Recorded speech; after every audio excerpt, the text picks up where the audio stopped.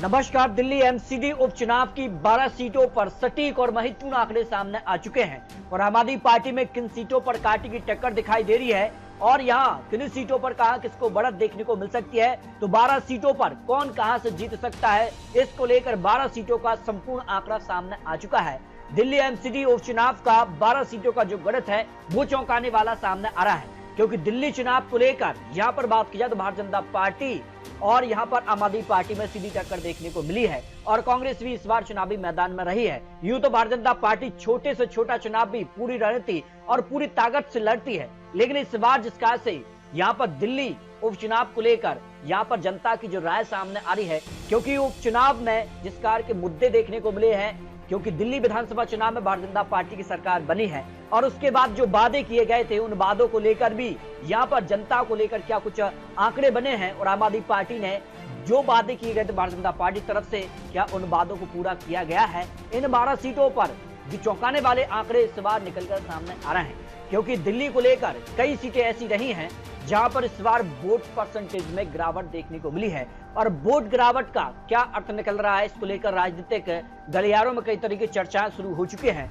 हालांकि इससे पहले 2022 में जो चुनाव हुआ था तो इन 12 में से 9 सीटों पर भारतीय जनता पार्टी ने जीत हासिल की थी और 3 सीटें आम आदमी पार्टी के पक्ष में रही थी। लेकिन इस बार अगर बात की जाए तो बम्पर वोटिंग की जगह इस बार वोट परसेंटेज में गिरावट देखने को मिली है। यहाँ पर बात किया मुंडका में भी यहाँ पर बात की जाए तो 44% करीब वोट परसेंटेज और सबसे कम यहाँ पर बात की जाए तो ग्रेटर कैलाश में और सबसे ज्यादा यहाँ पर बात की जाए तो 55% यहाँ पर चांदनी महल पर, जहाँ 93% के करीब है मुस्लिम आबादी है। तो मुस्लिम बहुल सीटों पर बम्पर वोटिंग हुई है और बाकी सीटों पर वोट परसेंटेज में गिरावट देखने को मिली है। तो क्या कुछ आंकड़ा बन सकता है, बम्पर वोटिंग की जगह इस बार वोट परसेंटेज में गिरावट देखने को मिली है। मुंडका में अगर बात की 2022 में यहाँ 55% करीब वोट परसेंटेज हुई थी और इस बार 2025 में जो चुनाव हुआ उसमें यहाँ 44.5% यानी 10% की गिरावट देखने को मिली है और शालीमार बाग भी पर भी यहाँ पर वोट परसेंटेज में गिरावट देखने को मिली है और यहाँ पर बात की तो करीब 13% की गिरावट देखने को मिली है, क्योंकि वर्तमान सीएम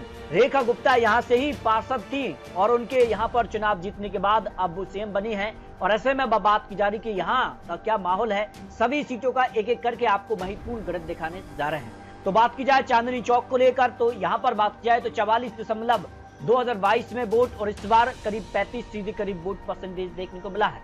चांदनी चौक को लेकर बात की जाए तो यहाँ पर आम आदमी पार्टी ने हर्ष शर्मा को चुनावी मैदान में उतारा था और बीजेपी ने यहाँ पर सुमन कुमार गुप्ता और अजय कुमार जैन यहाँ पर कांग्रेस उम्मीदवार थे। हालांकि कांग्रेस उम्मीदवार के चुनावी मैदान में उतरने से मामला क्या त्रिकोणीय बना है, लेकिन आंकड़े कहते हैं कि आम आदमी पार्टी को इस सीट पर जीत मिल सकती है और 2022 में भी आम आदमी पार्टी ने 1216 वोटों के अंदर से सीट पर जीत हासिल की थी और आंकड़ों में आम आदमी पार्टी सीट पर आगे नजर आई है। जबकि बात की जाए यहाँ पर मुंडका सीट को लेकर तो यहाँ पर भारतीय जनता पार्टी ने यहाँ पर जयपाल सिंह को चुनावी मैदान में उतारा, कांग्रेस ने मुकेश को यहाँ पर और अनिल यहाँ पर लाकड़ा को यहाँ पर आम आदमी पार्टी ने अपना उम्मीदवार बनाया है। हालांकि सीट को लेकर बात की तो 55% मतदान 2022 में और इस बार करीब 44% ही यहाँ पर मतदान देखने को मिला है। तो कम मतदान का क्या नुकसान भारतीय जनता पार्टी को यहाँ देखने को मिल रहा है। आंकड़े कहते हैं कि भारतीय जनता पार्टी इस सीट पर आगे हो सकती है, लेकिन यहाँ पर भी कांटे की टक्कर आम आदमी पार्टी और भारतीय जनता पार्टी में देखने को मिल सकती है। अगली सीट की अगर बात की जाए तो यहाँ पर जो है अशोक विहार सीट को लेकर तो इस सीट पर भारतीय जनता पार्टी ने यहाँ पर वीना असीजा को भारतीय जनता पार्टी ने अपना उम्मीदवार घोषित किया था और यहाँ पर मतदान हो चुका है और यहाँ कांग्रेस की तरफ से विशाखा रानी और आम आदमी पार्टी की तरफ से सीमा विकास गोयल को यहाँ पर चुनावी मैदान में उतारा था। इस सीट को लेकर बात की जाए तो 2022 में भारतीय जनता पार्टी को जीत मिली थी, लेकिन जीत का जो अंतर था वो महज 156 वोटों का था। और इस बार भी अगर बात की जाए तो यहाँ पर 42 से घटकर 33% के आसपास वोट परसेंटेज रह गया है और मतदान का घटना सीधे तौर पर यहाँ पर कांटे की तरफ इशारा करता नजर आ रहा है। 2022 में इस सीट पर कांटे की टक्कर देखने को मिली थी, इस बार भी सीधी टक्कर भारतीय जनता पार्टी और आम आदमी पार्टी में यहाँ पर देखने को मिली है। बात की जाए चांदनी महल की तो इस सीट पर यहाँ पर बम्पर वोटिंग देखने को मिली है, यानी 54% से बढ़कर इस बार 55% यानी 1% से करीब 2% का इजाफा यहाँ पर देखने को मिला है। और यहाँ बात की जाए तो करीब 93% यहाँ पर मुस्लिम आबादी है और आम आदमी पार्टी ने यहाँ पर बात की जाए तो यहाँ पर मुदस्सर उस्मान को चुनावी मैदान में उतारा है, जबकि भारतीय जनता पार्टी ने सुनील शर्मा को कुंवर यहाँ पर शहजाद कांग्रेस उम्मीदवार रहे हैं। यानी बम्पर वोटिंग का फायदा आम आदमी पार्टी को यहाँ पर मिल सकता है और इस सीट को लेकर बात किया तो आम आदमी पार्टी इस सीट पर आगे नजर आई है। जबकि बात की जाए द्वारका बी की, तो यहाँ पर बात की जाए तो सीधे तौर पर 39 यहाँ पर 10% 2022 में चुनाव हुआ था और इस बार करीब 29% करीब यानी 10% की गिरावट देखने को मिली है। और 2022 में सीट पर भारतीय जनता पार्टी ने जीत हासिल की थी। भारतीय जनता पार्टी उम्मीदवार ने यहाँ पर जो है 6,887 वोटों के अंतर से इस सीट पर जीत हासिल की थी।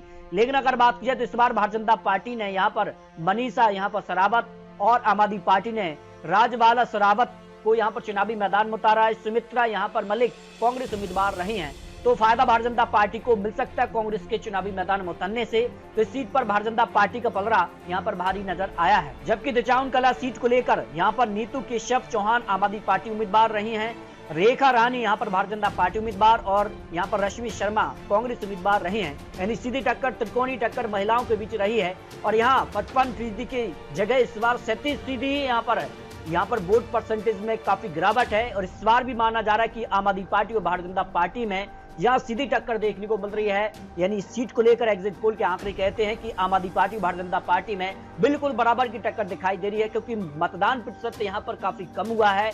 और इसका सीधा नुकसान किसको होगा, क्या कोई ऐसे कारण रहे हैं, क्या जो वादे किए गए थे विधानसभा चुनाव में उन वादों पर खरी भारतीय जनता पार्टी उतरी है या नहीं। रेखा गुप्ता सीएम को लेकर भी माना जा रहा है कि उनकी अग्नि परीक्षा की तरह ये चुनाव जो है चुनाव देखा गया है। जबकि नारायण यहाँ पर सीट को लेकर बात किया तो आम आदमी पार्टी ने राजन अरोड़ा को यहाँ पर चुनावी मैदान में उतारा, भारतीय जनता पार्टी ने चंद्रकांता सिगानी और कांग्रेस ने मनोज तांबर को चुनावी मैदान में उतारा है।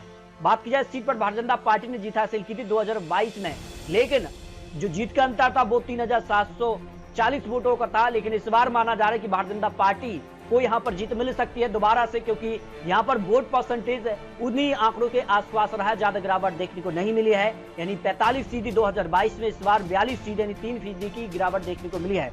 तो इस सीट पर Bharatiya Janata party exit poll के आंकड़ों में आगे नजर आई है।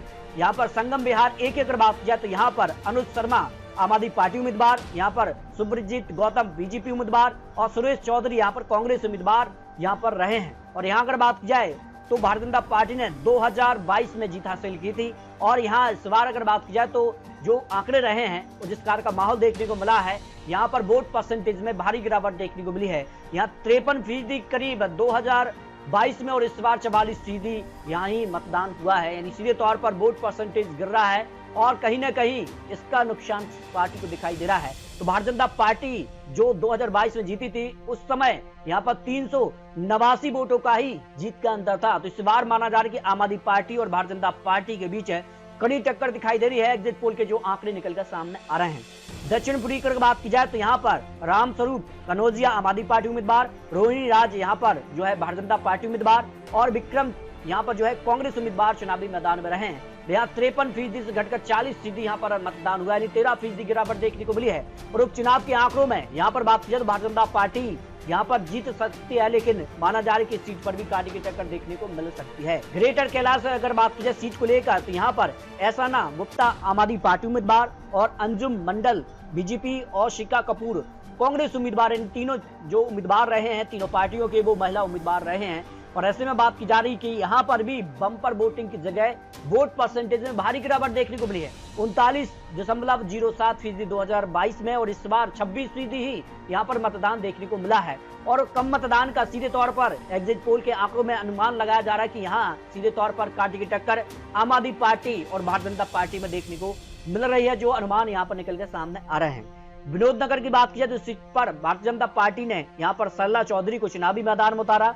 कांग्रेस ने यहाँ पर विनय शंकर दुबे और भारतीय जनता पार्टी के अलावा आम आदमी पार्टी ने गीता रावत को यहाँ पर चुनावी मैदान में उतारा। और इस सीट को लेकर बात की तो भारतीय जनता पार्टी ने 2022 में जीत हासिल की थी और 2311 वोटों के अंतर से यहाँ पर जीत हासिल की थी। इस बार यहाँ पर जो है मतदान प्रतिशत में गिरावट देखने को मिली है। हालांकि इस सीट पर एग्जिट पोल के आंकड़े कहते हैं कि भारतीय जनता पार्टी इस सीट पर आगे चल रही है। जबकि सालीमाग बी1 की अगर बात की तो इस सीट को लेकर भी आंकड़े चौंकाने वाले सामने आ रहे हैं।